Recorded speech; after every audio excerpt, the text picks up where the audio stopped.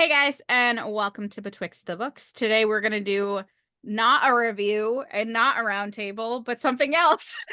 Not really a discussion either. What is this? What are we doing? It's not even really a tag. It's just Gretchen and I, if you didn't know, we do a reading challenge every single year. We'll probably link back to that video again. But one of our challenges this year was to read something that has been on our shelves, all caps, forever. Which for some people, forever could be just a couple weeks. For us, it's probably years and years, because I'm sure we both have books that have been back here in physical TBR for a very long time. Don't worry about it. Don't worry about it.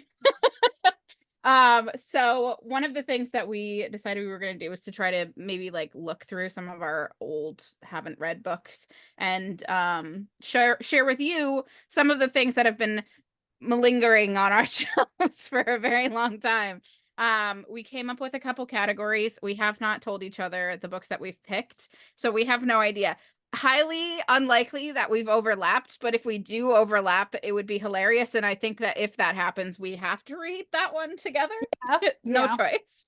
I think also just it'll be funny if like we both hold things up to see if there is any crossover, even if it wasn't one of the ones that I picked for this video. Like I might have something on my back shelves, although Gretchen says there's one book that she would literally eat her shirt if I actually owned. Yes. If you have one of my books on your shelves, I will on camera eat this entire sweater. I'm gonna back her and say I probably like it's really unlikely that I have whatever this book is. But if I do, we'll see. Yeah, anyway. Hi, welcome to Betwixt the Books. We're just gonna talk about some sad TBR books today. I hope you enjoy. So our first category that we are going to share with you are books that we have not read these, but we feel fairly confident that when we do, it will be a 5-star read, making it even sadder that it still has been, as Michaela said so well, malingering on our shelves. This one is probably one of my newer additions, but it did come to me over a year ago. Now that I don't work in a bookstore anymore, I don't buy as many books. But that book for me is Deadly Education by Naomi Novik. This was a gift from a friend. The fact that I own it as a gift from a friend, Megan, who you've met on this channel in a reading roundtable or two.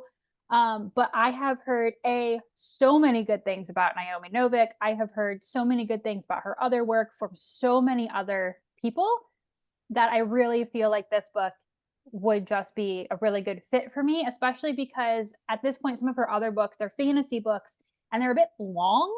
So maybe I wouldn't read them, but this one is not that thick. And so I feel like if I was going to get back into like this style of book, this would be a really excellent author and an excellent length for me.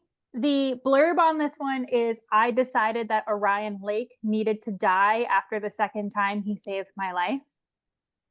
And this is also like a dark academia romance as well. So if you haven't heard of it, you can check it out yourself. And maybe one day I'll read it and you'll see what I have to think about it and if it met my prediction. Not one of my picks, but I do own that one. I do. That one's less shocking. That was not the one I thought I would eat. I do, in fact, own that one. So 1 for 1. Already nailed it.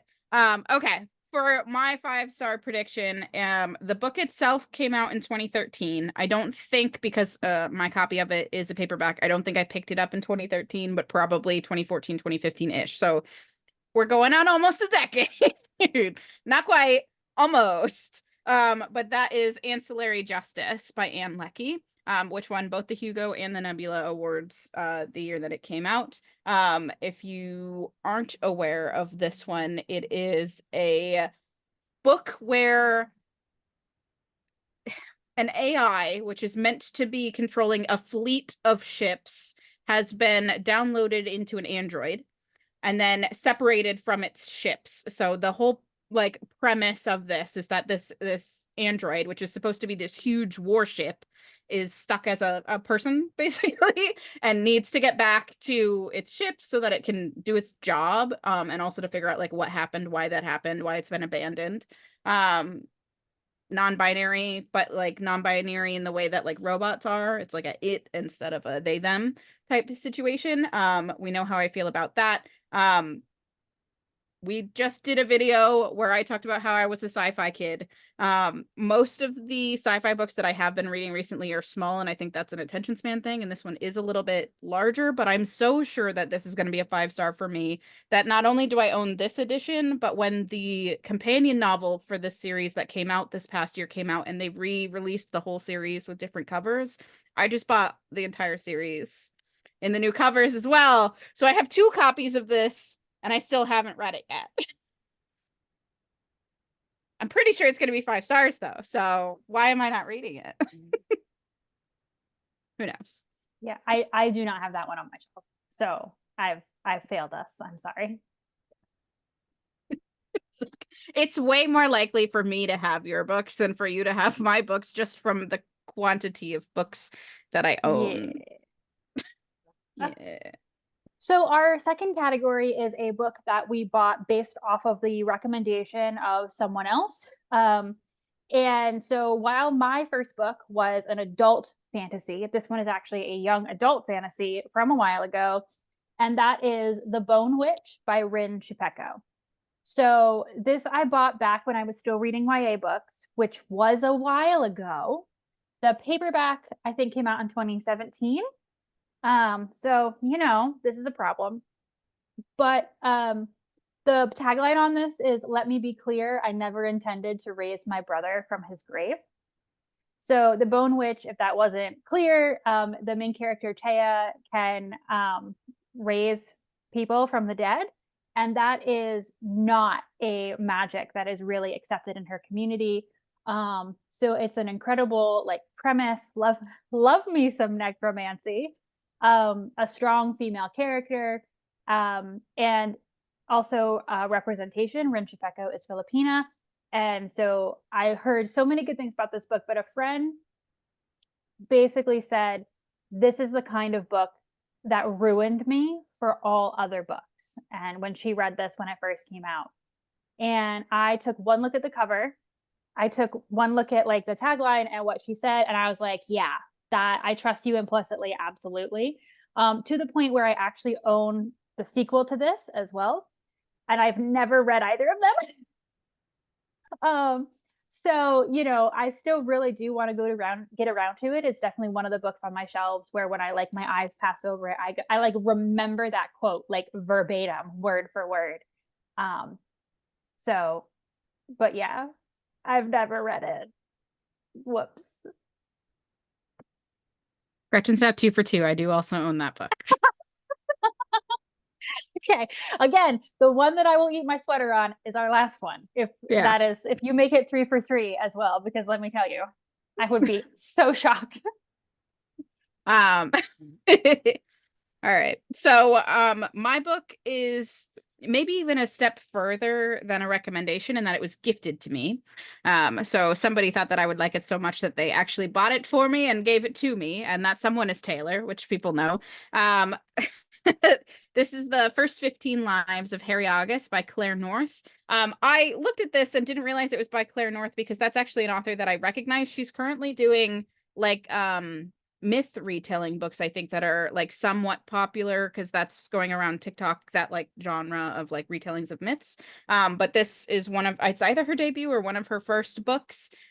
This came out in 2014, so again, I have a hardcover, which means that I've probably had it for almost a decade. And it was gifted to me by Taylor. I believe this is a reincarnation or a time travel narrative. I also believe that this falls under the category of books that Gretchen does not like, but Taylor and I like a lot, which is just weird fiction where it's speculative in the way where rules are broken and there's no hard and fast logic to it necessarily. It just kind of is happening and you're along for the ride. So it's one of those things where I've kept it, and every once in a while I look at it and go, you know what, am I in the mood for a time travel / reincarnation type thing? I've read other books that have those tropes and love them. And I just haven't picked it up. Why? I don't know, but it's here and it's a thing that I have and I probably should read at some point. Also just so that I can tell Taylor that she has wonderful taste in books. Yes, I did like this. I'm sorry it took me a decade to read it. you know? So for our third and final category, if we have not judged ourselves hard enough already, we are going to show you guys some books that have been on our shelves for a really long time, and we know why we haven't read them yet. And which begs you the question, why do we own them? And you know what? Excellent, excellent question. For mine, I don't know. I genuinely don't know. And this is the one that if Michaela becomes 3 for 3 and has this on her shelf too, I will eat this sweater because this is just a very me book. So the book that I have on my shelves that I have had for a while and know why I haven't read it is Henry VIII and the Men Who Made Him by Tracy Borman. Yeah, no, I'm so shocked that this is not something that you have on your shelves. So for the record, I love Tracy Borman as a historian. I have watched so many documentaries that she has starred in. So, and I love Henry VIII and that time period. So to be fair, I know why I probably thought it was interesting. Why I bought this in hardback, which was like $30 at the time. I listened to all of my nonfiction on audio. What was I doing? Why would I own this? Why look at how thick it is, right? Like I do not ever, despite how much I love nonfiction, I don't commit to nonfiction books this big, like in print. I don't understand the choice that led me here. I had to have known I would never read it. But it sits there and it makes me look, I don't know, academic, I guess, among all of what was then a lot of YA. I have no idea. But if I ever read this, it will be because I got the audiobook, not because I read this. Funnily enough, my choice is also nonfiction for this, which does lead. It's not Henry VIII. I'm just gonna throw that out there. Definitely not that. It does make sense for me. I do read primarily fiction. I probably read like 1 or 2 nonfiction books a year, mostly. Like it's not something that I read a lot of. Not because I dislike nonfiction, but just because most of my reading is for enjoyment and not education, and I feel like I go to nonfiction for education purposes. But I have Eating Animals here by Jonathan Safran Foer. Do you have this one? No. I have read 2 of Jonathan Safran Foer's fiction books, Extremely Loud and Incredibly Close, and Everything is Illuminated, and I loved both of those. I think I do also own his most recent novel, which I haven't read either. But I picked this one up for a couple of reasons. One, I'm not vegan or vegetarian, but I am lactose intolerant, so I do buy a lot of vegan cookbooks and cook vegan recipes that I usually supplement my diet with some animal products with.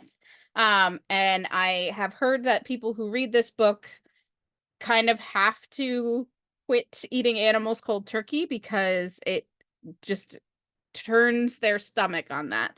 I personally have a lot of struggles around eating as it is. There's weird things with food and me, and I need my safe foods to be safe foods, otherwise I won't eat anything. And I'm scared that once I read this one, some of my safe foods are going to be unsafe and then I can't eat them anymore, and then that will be unhealthy for me as a person. But as a climate crisis thing, I think we all definitely should be trying to eat less meat if we can. Do I think that there's a way to find a happy middle ground sustainability thing? Probably. But yeah, I picked this one up knowing that I like Jonathan Safran Foer's writing, but being a little bit too scared to read this one, mostly from a personal standpoint of this could screw up my health and well-being type stuff. Will I ever read it? Maybe. Who knows? But I have it in case I want to. You've read 3 Jonathan Safran Foer books. We also read Tree of Codes. Yeah. I forgot about Tree of Codes. That's right. 3 Jonathan Safran Foer books. Yeah. And there's a video with that one, I think, a book club video way back in the day. I think You're that right, was our 100%. second, it was in our first season, I'm pretty sure, our second episode. So you said you had his name up, and I was like, oh, I've read a book by him. And then you're like, I read 2 books. I was like, nah. Way back, Great. machine. I do you know why I don't think about that one as like it's us as like a novel. I think Yeah. it's like a experience. Yes. It's Absolutely. We don't need to belabor the point in this video because one exists with our faces. If you want to look at probably one of the most like artistically interesting books that we've read for anything, I mean, that one was just, it's like literally like cut pages. It's so interesting. And you should go watch that video for more. yeah. So that was just a tiny taste of the absolute nonsense going on our shelves, but we thought that we would start thinking about some books that we might want to tackle for that challenge. We're thinking about doing it as a reading roundtable theme so that everybody can read one of their own. Because although Michaela does own two of the books that I pulled out, so who knows, maybe we will actually do it as a Betwixt review. You never know with us. Every day is a little bit of an adventure. In that vein, we have a couple of things coming up in March. This will be our last Betwixt video of February, but we do have a reading roundtable and an ARC review coming up in March, hopefully. You know, it's hard to schedule reading roundtables with 4 individual schedules with people who are adults, but we're really excited to start doing those again this year with our friends and have more books that, you know, aren't new as well and aren't ARC reviews and might be something that you could just like pick up off the library shelf right now. So hopefully you enjoyed that. And we look forward to seeing exactly which one of those, nobody knows, we actually read for this challenge. So we'll see you next time. Bye.